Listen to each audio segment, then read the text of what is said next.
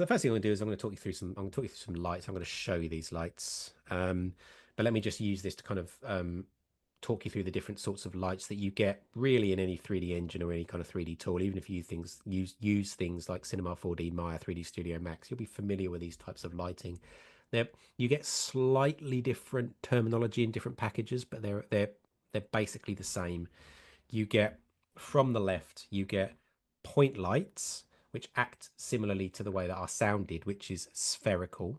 So you can kind of see you've got the kind of the top diagram version of it there, and you've got an example of it in a 3D space on the bottom there. So it's spherical, and you get these kind of hot spots.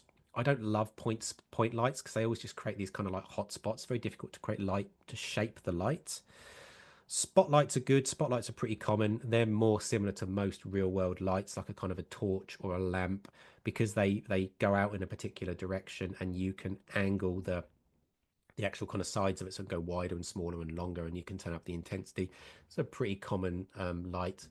Direction lights they're basically the sun. I will demonstrate this. It's easier to kind of demonstrate it. They're sometimes called parallel lights, but they only have direction as it says there, right? I will show you that one to help you kind of get your head around it. Um, area lights are like kind of flat, like a sort of piece of geometry that gives off light.